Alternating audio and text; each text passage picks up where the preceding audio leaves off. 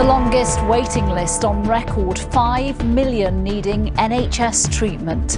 The figures from NHS England show thousands have waited more than a year, hundreds more than 2 years for routine operations or other NHS care. I can't do things. I can't work. I can't write. I've been ignored and belittled, and I don't like it. It's insulting. Also this lunchtime, Hancock versus Cummings round 2. The Health Secretary defends his handling of the pandemic after accusations made by the Prime Minister's former chief aide. Sexual harassment in schools, how some boys demand nude snaps of girls 11 times a night. And Princess Anne on her father on what would have been Prince Philip's 100th birthday. There were not many people who understood just how broad his interests were and how supportive he was of an astonishingly wide range of organisations.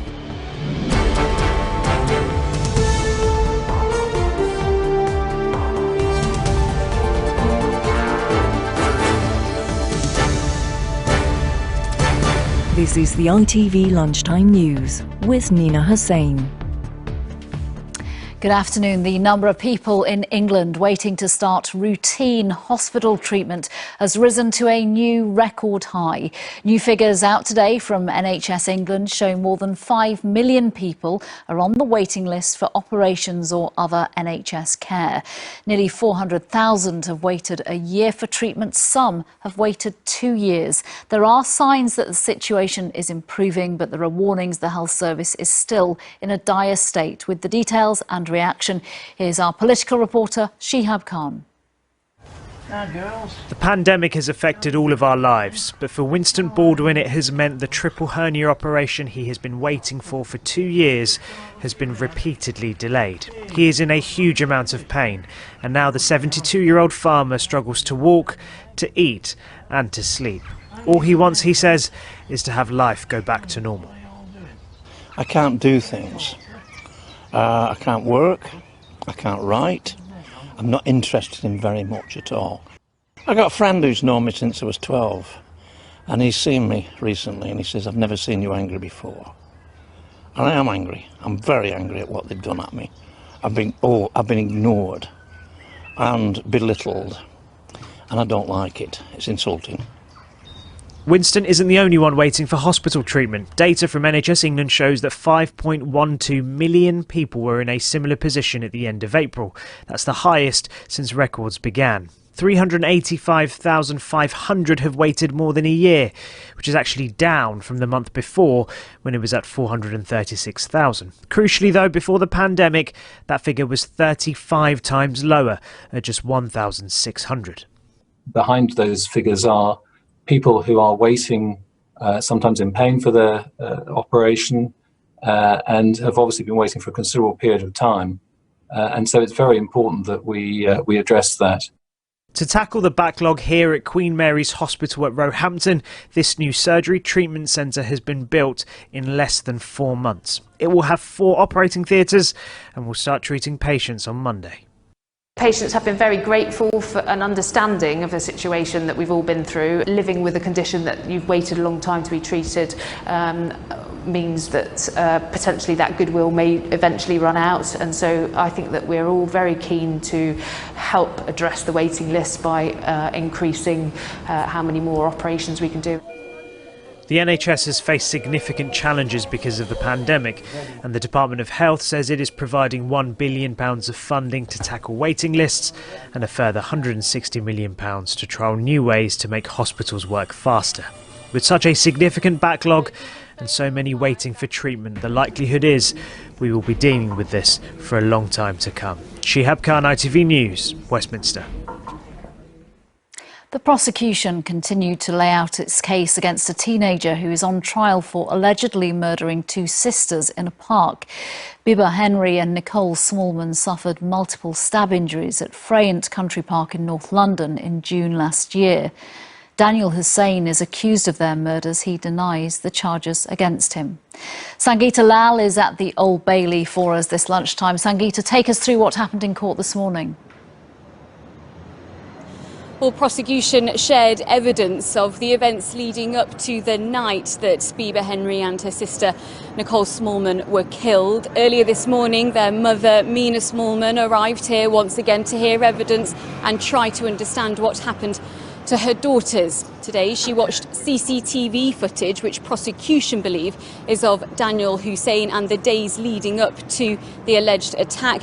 They say he's seen leaving his father's home to go to Asda and buy a block of kitchen knives. The prosecution believes one of these knives was used in the alleged attack, as you say, in Friant Park on the 6th of June. Now, the jury was also shown footage they believe to be of Bieber and her sister Nicole arriving to a shop on the day of the party that they were in the park for to buy drinks. They're seen getting tonic water, bottles of water, and as they queue to buy them, they're seen chatting to one another and laughing as they leave. Now, one of the final pieces of evidence that the court heard today was that Daniel Hossain allegedly went to Morrison's in hours before that alleged attack to get an Amazon order, which they claim is of a balaclava, which is a full face mask, and military industrial shovels. Now, Daniel Hossain denies all of the charges, denies it's him in this footage.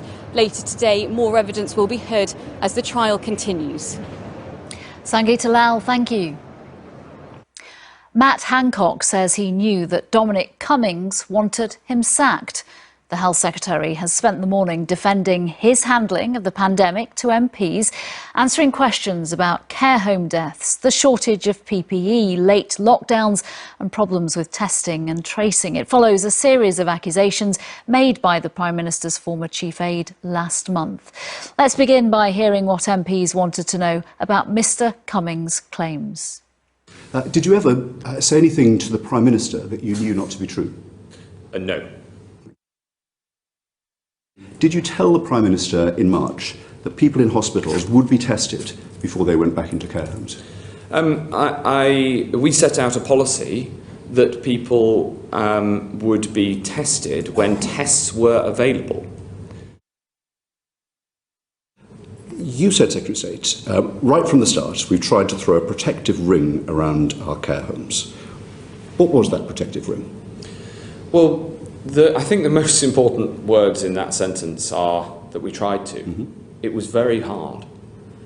And all of these deaths in care homes, each and every death in a care home weighs heavily on me. Listening to what was said was our political correspondent Romilly Weeks, who joins me now. That was just a snippet of hours-long interrogation of Matt Hancock there. What's your take on what you heard today? Well, Nina, last month Dominic Cummings did everything he could to bring the Health Secretary down. If there was one thread running through all of his evidence, it was his absolute contempt for Matt Hancock and the job that he was doing. So today was the hearing for the defence, and right from the start, Matt Hancock was boosted by the revelation that Dominic Cummings has not provided the committee with any evidence, despite saying he would, to substantiate his claims. That was not completely a get-out-of-jail-free card for the Health Secretary, but it does certainly help undermine the credibility of his attacker. On the issue that he's most vulnerable on, not just because of what Dominic Cummings has said, but because of what care homes have said repeatedly through the pandemic, why the elderly were released from hospital into care homes without testing, he said that he relied on the clinical advice that he was given at the time, not just that there wasn't the testing capacity available then, but that also testing people when they were asymptomatic was thought at the time to give false negatives. That does give him some cover, but most telling was that response that you heard there to his claim that he tried to throw a protective ring around the care sector. He said the important words there were that he tried to. It was a pretty assured performance. He relied often quite heavily on that careful formulation of "I can't recollect that." But I think when the reports are written into the government's handling of the pandemic, that decision to release the elderly into care homes without testing is unlikely to be held up as anything but a disastrous one. Romilly Weeks, thank you. Sexual harassment, including online sexual abuse, is becoming normalised among school children. A review by Ofsted has found. Here are some of the most shocking of the findings. Around 9 in 10 girls and nearly half of boys said they were sent explicit pictures or videos of things they did not want to see, and that happens a lot, or sometimes to them or their peers. More than 9 in 10 girls and over 2/3 of boys said sexist name-calling happens a lot or sometimes. More than half of those aged 16 and above said unwanted touching happened a lot or sometimes. Ofsted inspectors visited 32 state and private schools and colleges and spoke to more than 900 children and young people. A short time ago, the Children and Families Minister, Vicky Ford, called the report's findings chilling. Well, it's a very chilling report, and let me be absolutely clear that sexual harassment is not okay and misogyny is not okay, and yet for so many young people that has become commonplace, and we absolutely need to all work together to reset that cultural dial. I'm joined now by the Ofsted Chief Inspector Amanda Smealman and by Soma Sara, the founder of Everyone's Invited, the movement that sparked this new investigation about harassment in schools. Welcome both. Amanda, if I can start with you, lots to explore, but perhaps the most worrying is the fact that sexual harassment among our children and teenagers has become normalised. Yes, the saddest thing, the most shocking thing for me in all this was the extent to which young people, especially girls, told us that this was a part of everyday life, that there was no point complaining, they just had to live with it. And to hear that kind of acceptance coming from young girls is just genuinely horrific. It is. Soma, if I can bring you in, given what people are feeling in schools, these children and teenagers, so much of them have said that because it's normal, they don't bother to report what has happened or is happening to them. Absolutely. It's very distressing, and this is what we've always been saying from the beginning, and we very much believe that the findings of this report has confirmed the work of Everyone's Invited. We have been saying that this behaviour has become normalised. It's absolutely commonplace. And, you know, what was really specifically highlighted in the report is actually the gap between incidents and reporting. And, you know, young people face many struggles in this area. They fear the shame and the blaming and the humiliation and the social ostracizing that they might experience as a result of doing that. So they end up not reporting at all. And it's really, you know, terrible. Let's try to explore some solutions to the state we're in then. Amanda, we've got from your evidence some boys demanding explicit pictures from some girls up to 11 times a night. What can parents do to protect their children who are using their phones, potentially in their bedroom, and getting these demands from fellow pupils? Well, the first thing that flows from this, it's very clear, if you're a parent of teenagers, it is more likely than not that they are affected to some extent by the issues we're talking about here. Don't assume that your child is unaffected. So talk to them and talk to the school, find out whether the school is taking it seriously, understand how much reach each of you has to this grey area of things that happen between adolescents, the parties, the parks that have always existed, but increasingly the smartphone world as well. But it's so difficult to police, isn't it? Whether you're talking about a teacher in a school context or a parent in a home context. And when these children are then reporting to you that they're getting bullied into sending pictures they don't want to send, often not then telling their parents about it. Yeah, there are many reasons, and we unpick those why young people don't report. Soma's just summarised them, so I won't repeat them.